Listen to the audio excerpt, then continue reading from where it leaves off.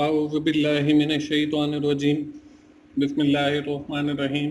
अस्सलाम वालेकुम दोस्तों, मैं हूं मोहसिन रज़ा और आप लोग देख रहे हैं virtual student support services YouTube channel.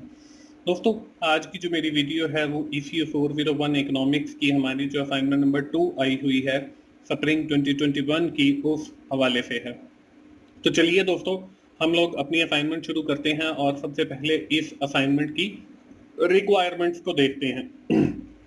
इसमें हमें दिया गया Samsung is a south Korean company and it's global success story was started with the launch of Galaxy S series of smartphone by end of the 2000. Now Samsung is included among top 5 companies that are manufacturing electronic applications in all over the world. Samsung is considered as one of the main supplier of electronic goods such as flash memory chips, semiconductor batteries and hard drive to other manufacturing companies such as Sony, Nokia, etc. The company is also providing a wide range of electronic products to the consumer like smartphone, tablet, audio sound, smart switches, refrigerator, air solutions, monitors, etc. During the COVID-19 pandemic, Samsung supported the global fight with corporate social responsibility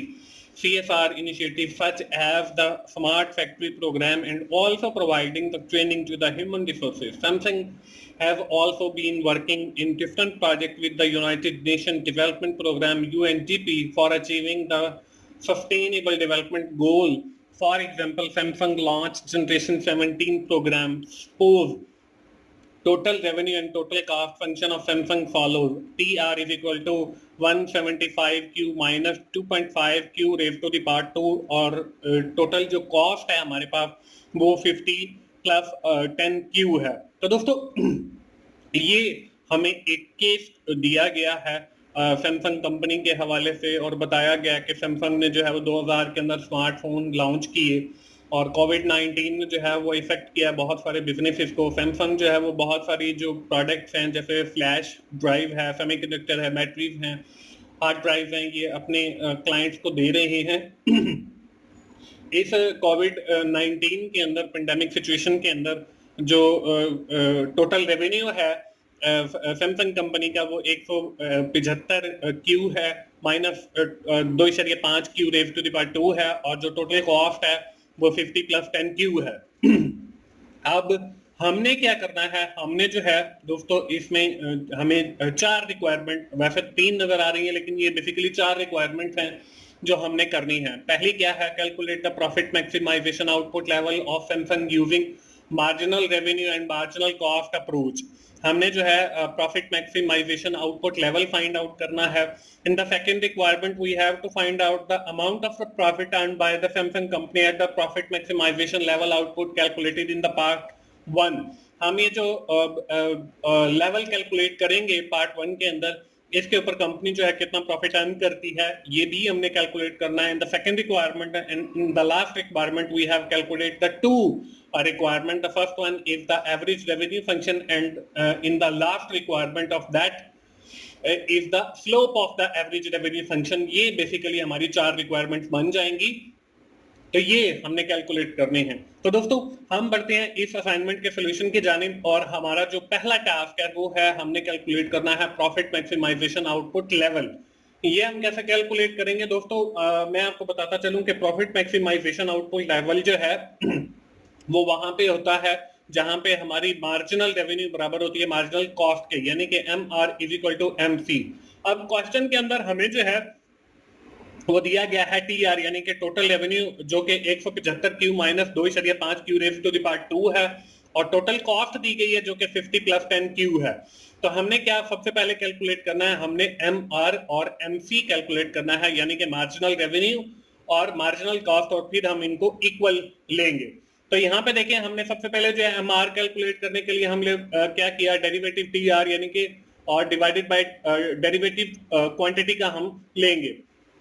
अब TR की जो equation है वो हमारे पास देखें 175 q minus 2.5 q raise to the power 2 है। तो हम जब इसका डेरिवेटिव लेंगे तो डेरिवेटिव लेते हुए हम लोग क्या करते हैं कि हमारी जो कांस्टेंट वैल्यू है यानी कि जो सिंगल है जैसे कि हमारा 175 क्यू है, आप देखें इसमें क्यू की वैल्यू जो है वो 1 है, तो जैसे हमारी क्यू 1 वाली है तो वो हम वैसे ही जो है वो रिमूव कर देंगे, और जो हमारी रेज टू द पावर 2 है, 3 है, इसको मल्टीप्लाई कर देंगे उसकी वैल्यू के साथ। जैसे हमारे पास 2.5 है तो इसको हम मल्टीप्लाई करेंगे 2 के साथ, तो हमारे पास 5 बन जाएगा। अगर यहाँ पे q raise to the power 3 होता तो हम 2.5 मल्टीप्लाई बाय 3 करते क्यू को खत्म करने के लिए। तो यहाँ पे डेरिवेटिव लेंगे, तो यहाँ पे देखें हमारे पास 175 और -5 क्यू आ गया। अब ये 5 क्यू कैसे बन गया? 2.5 मल्टीप्लाई बाई 2, क्योंकि रेज टू द पावर जो क्यू की है वो 2 है, तो यहाँ पे हमने 5 ले लिया। 2.5 मल्टीप्लाई बाई 2, तो हमारे पास 5 आ गया, और यही जो है हमारा मार्जिनल रेवेन्यू है। जैसे हमने मार्जिनल रेवेन्यू कैलकुलेट किया, इसी तरह हम मार्जिनल कॉस्ट भी कैलकुलेट करेंगे। तो वो देखें, मार्जिनल कॉस्ट कैलकुलेट करने के लिए डेरिवेटिव टोटल कॉस्ट और डिवाइडेड बाय डेरिवेटिव क्वांटिटी का। तो आप देखें हमारे पास जो टोटल कॉस्ट की इक्वेशन है वो 50 माइनस 100 प्लस 50 प्लस 10 क्यू है। तो यहाँ पे 50 माइनस 10 क्यू लिखा हुआ, तो हमने इसको 50 प्लस 10 क्यू लिखना है। तो आप देखें 50 जो है इसके साथ क्यू नहीं है, तो ये वैसे ही खत्म हो जाएगा। और देखें 10 के साथ क्यू है और इसकी रेज टू द पावर 1 समझ लें, क्योंकि इसकी नहीं दी हुई, तो 50 वैसे ही खत्म हो गया। 10 को जो है हम मल्टीप्लाई करेंगे 1 के साथ, तो हमारे पास जो है जवाब 10 आ जाएगा। तो ये उम्मीद है आपको मार्जिनल रेवेन्यू और मार्जिनल जो कॉस्ट है वो कैलकुलेट करना आ गया होगा, और डेरिवेटिव लेना भी आ गया। अब हम क्या करेंगे? अब हम MR is equal to MC, यानी कि marginal revenue is equal to marginal cost, तो ये हमारा प्रॉफिट मैक्सिमाइजेशन आउटपुट लेवल होगा। तो यहाँ पे देखिए मैंने लिखा है MR और is equal to MC। MR देखिए मार्जिनल रेवेन्यू है, वो हमारे पास 175 माइनस 5 क्यू है, जो कि मैंने यहाँ पे कैलकुलेट करना आपको पहले सिखाया। और इसी तरह जो मार्जिनल कॉस्ट है वो हमारे पास 10 है, ये भी मैंने आपको कैलकुलेट करना बताइए कि हमने कैसे कैलकुलेट की है। अब देखिए इसमें हमारे पास जो कांस्टेंट वैल्यू जिसके साथ क्यू है वो हम एक साइड पे ले जाएंगे। तो यहाँ पे देखिए हमारे पास 175 माइनस जो है 10 हो गया। 10 जो इधर प्लस का है, तो दूसरी साइड पे जब जाएगा तो वो माइनस का बन जाएगा, और इक्वल ये देखिए -5 क्यू है, तो ये हमारे पास 5 क्यू प्लस का बन जाएगा। अब आगे चलते हैं, तो देखें 175 में से जब हम 10 को माइनस करेंगे तो हमारे पास 165 बच जाएगा, और इज इक्वल टू 5 क्यू आ जाएगा। तो आप देखें हमने 5 को खत्म करना है, यानी कि हमने क्वांटिटी फाइंड आउट करनी है, आउटपुट लेवल फाइंड आउट करना है। तो हम देखें 165 तकसीम 5 कर दिया, और इधर भी हमने 5 क्यू डिवाइडेड बाय 5 कर दिया। तो जब हम 5 को 5 में तकसीम करेंगे तो 0 बन जाएगा, तो इधर हमारे पास क्यू रह जाएगा। 165 को तकसीम 5 करेंगे तो हमारे पास 33 आ जाएगा, और क्यू जो है यानी कि हमारे पास जो प्रॉफिट मैक्सिमाइजेशन आउटपुट लेवल है वो हमारे पास 33 आ जाएगा। और इस तरीके से हमारी जो इस असाइनमेंट की रिक्वायरमेंट नंबर 1 है वो कंप्लीट हो जाएगी। इसके बाद हमारी आ जाती है जी रिक्वायरमेंट नंबर 2। अब रिक्वायरमेंट नंबर 2 के अंदर क्या है? हमने जो पीछे टास्क 1 के अंदर कैलकुलेट किया प्रॉफिट मैक्सिमाइजेशन आउटपुट लेवल, इसके ऊपर सैमसंग कंपनी को जो है प्रॉफिट कितना होगा ये हमने कैलकुलेट करना है। दोस्तों हम प्रॉफिट अर्न निकालने के लिए जो फॉर्मूला यूज करते हैं वो TR माइनस TC, यानी कि total revenue minus total cost है। अब देखिए हमें क्वेश्चन के अंदर टोटल रेवेन्यू भी इक्वेशन दी गई है, और टोटल कॉस्ट की भी इक्वेशन दी गई है। टोटल रेवेन्यू की जो इक्वेशन है वो 175 q minus 2.5 q raise to the power 2 है, और जो टोटल कॉस्ट की हमें इक्वेशन दी गई है वो 50 प्लस 10 क्यू दी गई है। अब हम क्या करेंगे? देखें टोटल रेवेन्यू यानी कि 175 q minus 2.5 raise to q raise to the power 2 minus देखें 50 प्लस 10 क्यू आ जाएगा। ये हमारी टोटल कॉस्ट की इक्वेशन आ गई। आप देखें हम आगे चलते हैं। 175 इंटू क्यू की वैल्यू जो है हमने क्वेश्चन टास्क 1 के अंदर फाइंड आउट की थी, जो कि 33 थी। तो यहाँ पे हमने 33 माइनस 2.5 और into 33 raise to the power 2 आ गया, और माइनस 50 प्लस 10 इंटू 33 यानी कि क्यू की वैल्यू आ गई। अब हमने 175 को मल्टीप्लाई किया 33 के साथ, तो हमारे पास 5775 आ गया, माइनस 2.5 इंटू 1099 आ गया, माइनस 50 और प्लस ये देखें 10 को मल्टीप्लाई किया 33 के साथ, तो 330 आ गया। अब देखें 5575 माइनस 2722.5 और माइनस 380। तो हमने देखें 5075 में से माइनस किया 2722.5 और माइनस किया 380, तो ये हमारे पास 2672.5 यानी कि 2672.5 जो है ये हमारे पास प्रॉफिट अर्न जो है जो हमने किया अपनी क्वांटिटी 33 के ऊपर, ये हमारे पास उसकी वैल्यू आ गई है। तो इस तरीके से दोस्तों हमारी जो रिक्वायरमेंट नंबर 2 है इस असाइनमेंट की वो भी कंप्लीट हो जाती है। इसके बाद हम बढ़ते हैं अपनी रिक्वायरमेंट नंबर 3 के ऊपर। अब रिक्वायरमेंट नंबर 3 के ऊपर क्या है, हम लोगों ने एवरेज रेवेन्यू कैलकुलेट करना है। दोस्तों इसके साथ ही मैं आपको बताता चलूं कि मेरा एक और यूट्यूब चैनल है जिसका नाम 24/7 टीचर्स ऑनलाइन है, जिसके ऊपर मेरे अपने रिकॉर्डेड लेक्चर्स अवेलेबल हैं। उसमें ये इकोनॉमिक्स के भी कुछ लेक्चर्स अवेलेबल हैं।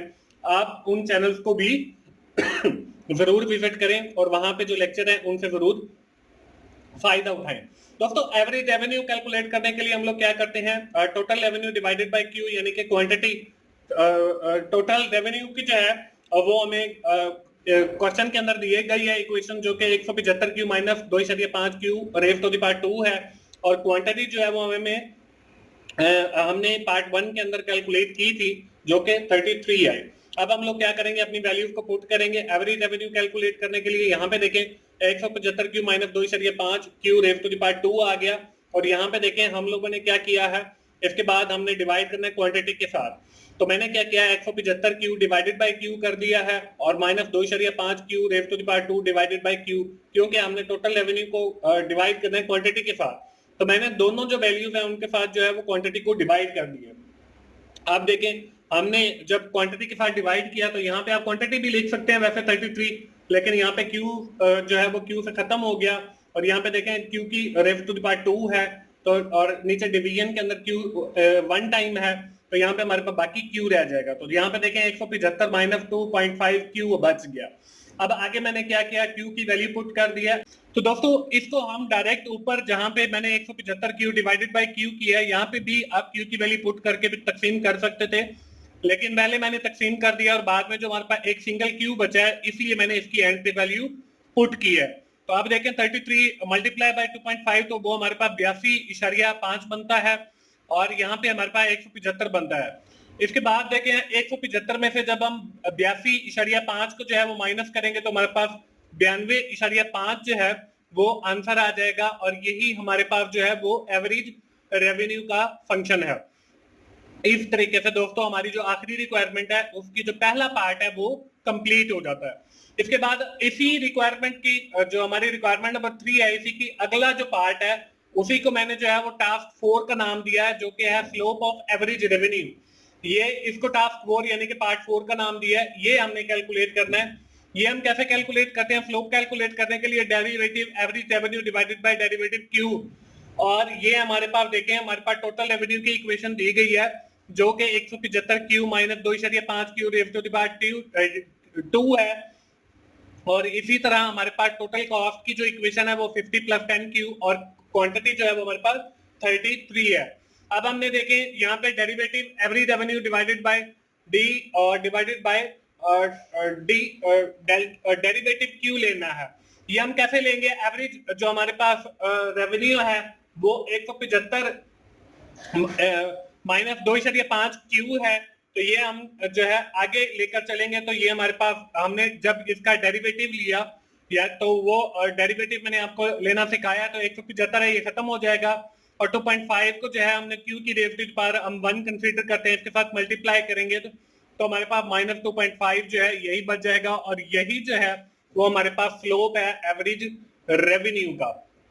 तो दोस्तों इस तरीके से हमारी जो सारी रिक्वायरमेंट्स हैं वो पूरी हो जाती हैं, और ये थी दोस्तों हमारी आज की असाइनमेंट ECU 401 की असाइनमेंट नंबर 2 जो कि स्प्रिंग 2021 की आई हुई थी। उम्मीद है आप लोगों को आइडिया मिल गया होगा। दोस्तों आखिर में मैं फिर आप लोगों को यही कहूंगा कि आप 24/7 टीचर्स ऑनलाइन को जरूर विजिट करें, और वहां पे जो मेरे लेक्चर्स अवेलेबल हैं उसमें इकोनॉमिक्स के लेक्चर भी हैं, आप उनसे जरूर फायदा उठाएं।